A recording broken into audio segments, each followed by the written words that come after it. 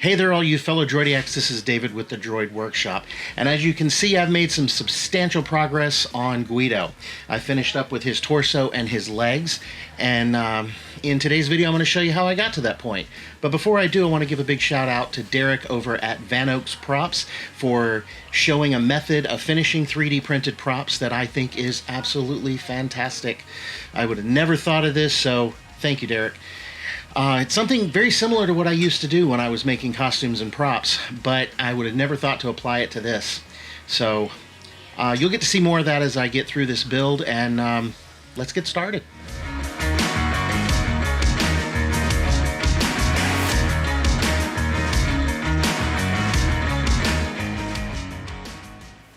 Starting off, I have all the parts of the torso, the hips, the neck, the back plate, and the legs. And speaking of the torso, I have a CR10 printer that has a large enough bed to print this as a single part. But just like when I printed the head, I wanted to use up some not quite full rolls of filament, and I didn't want to come out after a full night's print to find a failure. So I printed it in two parts. The files from Droid Division come with the pre-cut files, so all you have to do is print the dowels that go with it to put it together. These files are spot on, and they work great. So I had no trouble putting this together with some CA glue and activator. The only drawback with that two-part print thing is needing to hide the seam later. But more on that in a minute.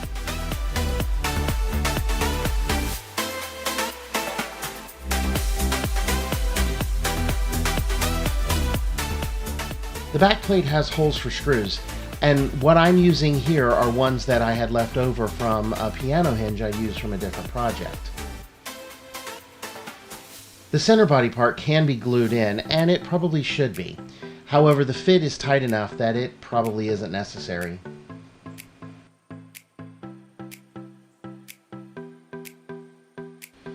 Special note about the hips. If you look at them from the top down, you'll notice it's not a straight piece, and the joints actually curve a bit. This is to help with setting the legs and feet at the right angle, so the droid can be freestanding without worrying about it falling over. You'll also notice that the right side of the hips has an R, just like the right leg has an R, so just match them up.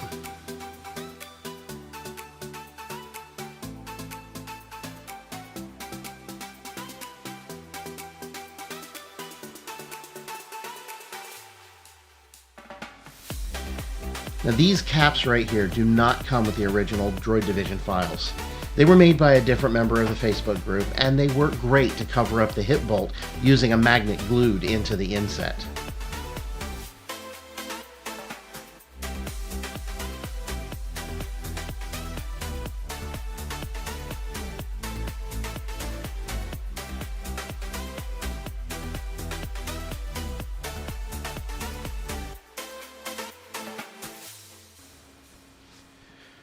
One thing I did notice was that even though I bought metric bolts and parts, the heads of these parts were still a bit big for the openings in the 3D printed parts.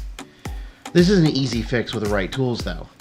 I'm assuming the bolt kits that you can find on Etsy are supposed to be the exact size to fit these 3D files, and I'll probably find that out on my second build. Yes, I said second, because Guido is going to need a sibling at some point in the future.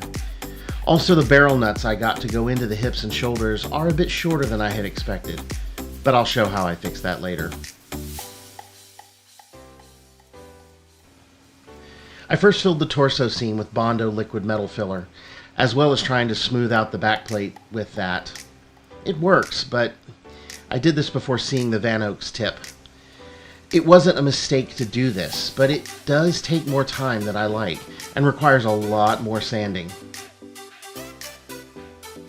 Speaking of, a quick hit with 150 grit paper with an orbital sander knocks down a lot of the layer lines and cleans off any leftover print supports.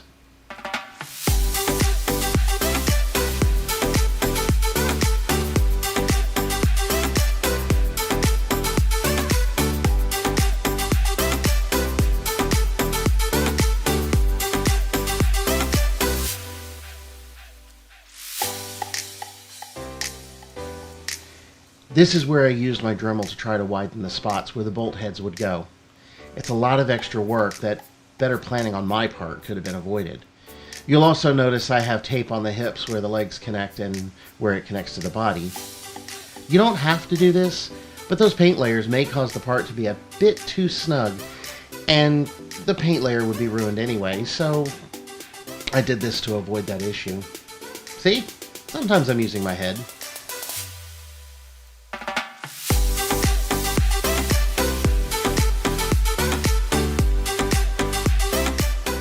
Oh boy, sanding, sanding, sanding, lots of sanding. It still works, but it takes time and creates a lot of dust. So if you do this, be sure to wear a mask, have a vacuum on your sander, and do it in a well-ventilated space.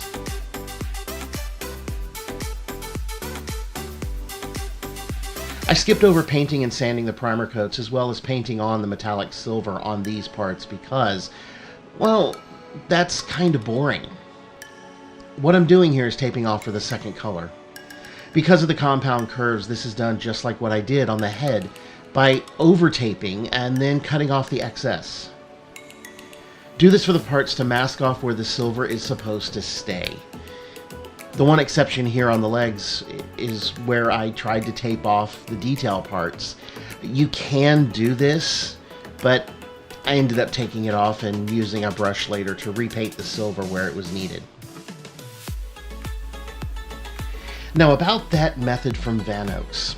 Like I said, I used to make costumes and props for others, and sometimes I would be asked to make a custom piece for sizing or style, or I would need to make another mold to replace one that was getting old.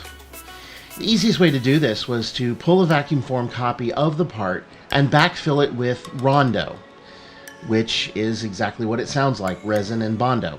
It's a mixture of the fiberglass resin and Bondo body filler. It becomes more liquid than the Bondo and more viscous than the resin and has the combined properties of both. What Derek from Van Oaks did is essentially the same thing, but he used acetone and Bondo glazing spot putty to smooth out 3D prints.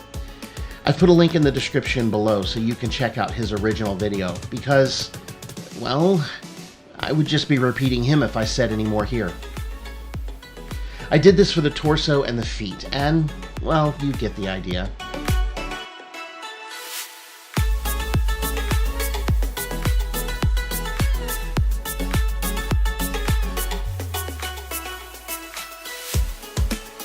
This made for a heck ton less sanding effort and came out way better than any other print that I've ever finished.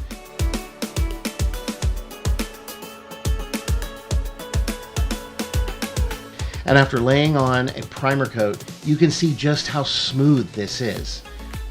You can't even see the seam between the two pieces, and the layer lines are virtually non-existent. So Derek, 1,000 times thank you.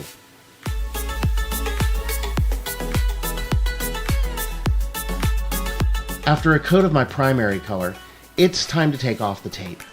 I did notice a few spots where the color either didn't get all the way to the edge or oversprayed. This happens often, and it can be fixed with a hobby brush later.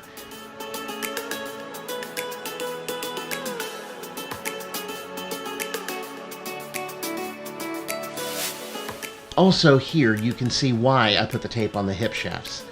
Without the paint in the way, it slips right in with no issues.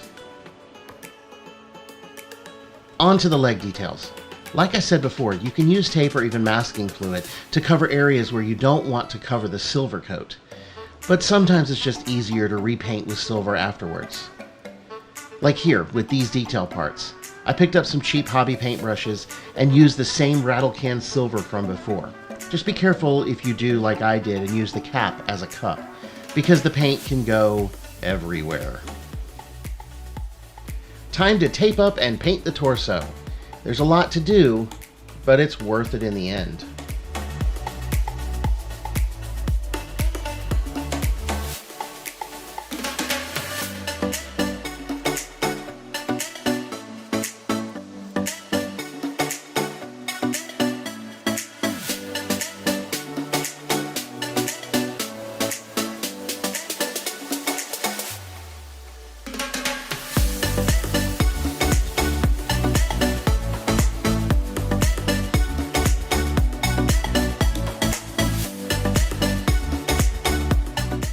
Finally, it's construction time.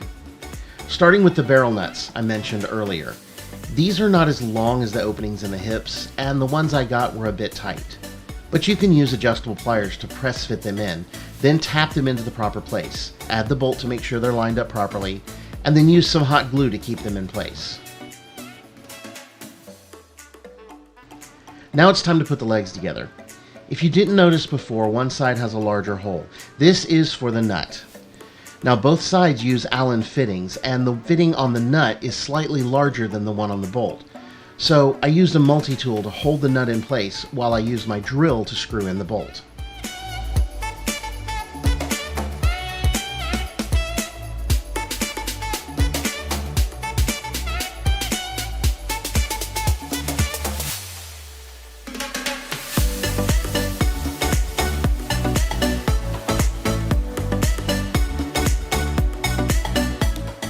You can also see my little mini pit that I used for reference, and I'm very glad that I did this because I almost forgot to add the silver detail on the feet.